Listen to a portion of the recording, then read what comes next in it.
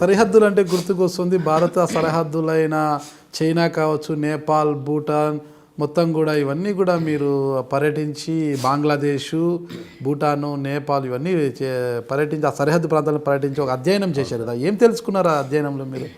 అయితే నేను పర్యటనలో బాగా ఆనందించిన. ఇప్పుడు చైనా బార్డరు అరుణాచల్ ప్రదేశ్కు, సిక్కింకు, ఇవన్నీ ఏరియాస్లో చైనా బార్డర్ ఉంటుంది.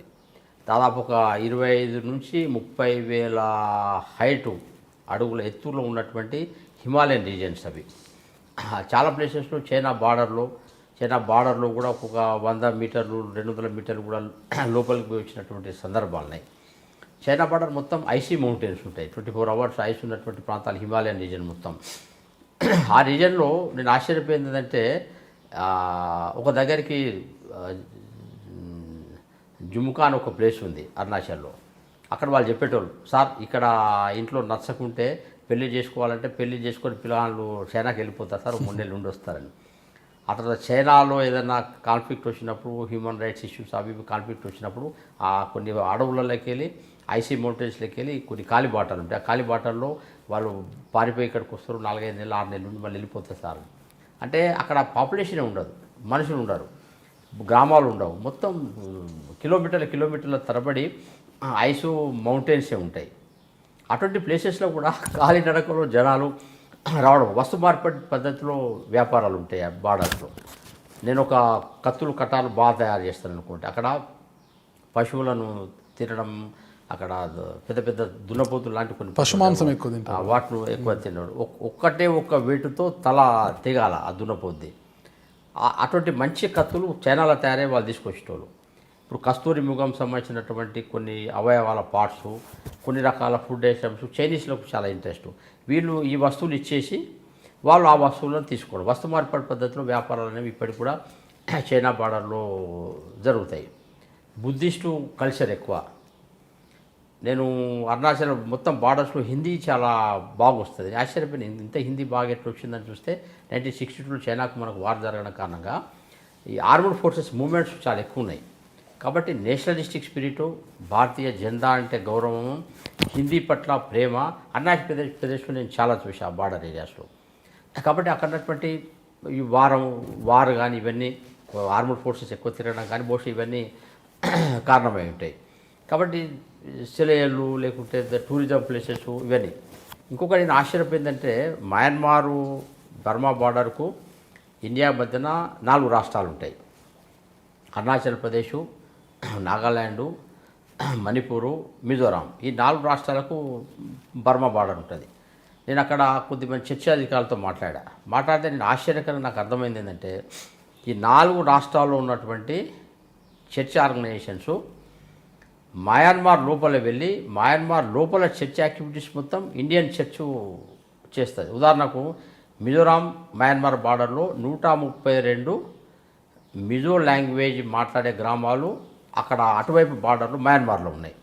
ఆ 132 మిజో గ్రామాలలో మిజో గ్రామాల్లో మిజోరాం సంబంధించిన చర్చి ఫాదర్స్ వెళ్ళి అక్కడ రిలీజియస్ యాక్టివిటీ చేస్తారు. అదే రకంగా నాగాల్యాండు, అరుణాచల్, మేఘాలయ బార్డర్స్లో మన ఇటు బార్డర్స్ ఉన్న వాళ్ళంతా విదేశాలలో కూడా యాక్టివిటీస్ అంతా ఇక్కడ చర్చ్ మేనేజ్ చేస్తుంది. ఇంకో ఆశ్చర్యం ఏంటంటే, అక్కడ మయన్మార్లో ఆంగ్ సాన్ సూ కీ మూమెంట్ ఏదైతే ప్రో డెమోక్రసీ మూమెంట్ ఉంటుందో, it is totally supported by Indian church. భారతదేశం చర్చి వాళ్ళ లోపల పోయి ఆంగ్ సాన్ సూ కీకి మద్దతు చేసింది. ఆంగ్ సాన్ సూ కీ ఇండైరెక్ట్గా మద్దతు అమెరికాకు. అంటే అంతర్జాతీయ రాజకీయాలు, cross border terrorism, cross border religious activities, cross border social relations, cross border human relations, cross border narcotics movement, cross border జాలీ నోట్స్ మూమెంటు, ఇవన్నీ కూడా ఆ బార్డర్లలో నేను చూశాను. అసలు ఆశ్చర్యపోయాను, ఏందబ్బా ఈ బార్డర్స్ అనేవి. అక్కడ హైయర్ ఆల్టిట్యూడ్స్లో ఉండడము, నదులు కొండల కారణంగా ఒక గీత గీసి బార్డర్లు లైన్. ఆంగ్ సాన్ సూ కీ గారు కాంగ్రెస్ హయాంలో మన ఏపీ తెలుగు రాష్ట్రాల్లో కూడా పర్యటించారు. అప్పుడు ఉమ్మడి రాష్ట్రంలో పర్యటించారు. పలు గ్రామీణ ప్రాంతాల పరిస్థితులను అధ్యయనం చేయడం కోసం కూడా ఇక్కడికి వచ్చారు కదా ఆంగ్ సాన్ సూ కీ గారు. ఆమె భారతదేశంలో చదివింది. ఆమె ఇండియన్ స్టూడెంట్. వాళ్ళ ఫాదరు ఇండియాతో ఉన్న సంబంధాలు కారణంగా చదివి వెళ్ళారు. బట్ అంతర్జాతీయ రాజకీయాల్లో రిలేషన్స్ ఎక్కడెక్కడ ఎలా ఉంటాయి అనేది నేను అక్కడ అర్థం చేసుకున్నట్టు అంశం. కాబట్టి ఒక మయన్మార్లో ఇంటర్నల్ అఫేర్స్లో చైనా రూల్ ఏంది, ఇండియా రూల్ ఏంది, చర్చి రూల్ ఏంది, ఇవన్నీ కూడా నేను ప్రత్యేకంగా చూసి అక్కడ ఎంత ఏంటంటే అంతర్జాతీయ ఎలా దొరుకుతాయి. ఇప్పుడు ఇప్పుడు బంగ్లాదేశ్ బార్డర్ ఉంది. మన దేశంలో అత్యధికంగా దొంగ నోట్లు నేపాల్ నుంచి బంగ్లాదేశ్ నుంచి వస్తాయి. మన దేశంలో మావోయిస్టులకు కానీ నార్త్ ఈస్ట్ మిలిటెంట్ మూవ్మెంట్స్ కానీ పెద్ద ఎత్తున ఆయుధాలు మొత్తం బంగ్లాదేశ్ బార్డర్ నుంచి చైనా బార్డర్ నుంచి లోపలికి వస్తాయి. అయితే బార్డర్స్ అనేవి ఎందుకంటే అది చాలా టిపికల్ ఏరియాస్ కాబట్టి హిల్స్ అండ్ రివర్స్ అండ్ అటువంటి సిచ్యువేషన్స్ కాబట్టి అక్కడ మనం సెక్యూరిటీ అన్ని వేల కిలోమీటర్లు పెట్టలేము. కాబట్టి మన దేశంలో చాలా అంతర్గత సమస్యలకు ఆ బార్డర్స్ మేనేజ్మెంట్ అనేది చాలా ఒక క్రియాశీలకమైన అంశం. దాదాపు 3 కోట్ల మంది అక్రమంగా ముస్లిమ్స్ బంగ్లాదేశ్ నుంచి వచ్చి భారతదేశం అంతా సెటిల్ అయిపోయారు. బార్డర్స్లో సమస్య కాబట్టి బార్డర్ ఏరియాస్ ఏవైతే నార్త్ ఈస్ట్లో ఉన్నాయో ఇవన్నిటి కూడా చాలా సెన్సిటివ్గా సిచ్యువేషన్స్ ఉన్నాయి. కాబట్టి ఇక్కడ చంపేస్తారు, చక్కన మయన్మార్కి వెళ్ళిపోతాడు. పట్టుకోవడం కష్టం, మన పోలీస్ సిస్టమ్ అది. సర్జికల్ స్ట్రైక్స్ అక్కడ చాలా జరిగినాయి.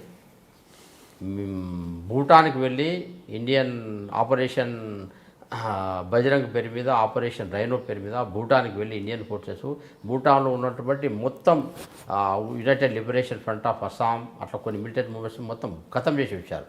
ఎందుకంటే భూటాన్కి మనకు రిలేషన్స్ మంచిగా ఉన్నాయి కాబట్టి మన ఫోర్సెస్ ఇంటర్నల్కి పోయి అది సక్సెస్ అయ్యారు.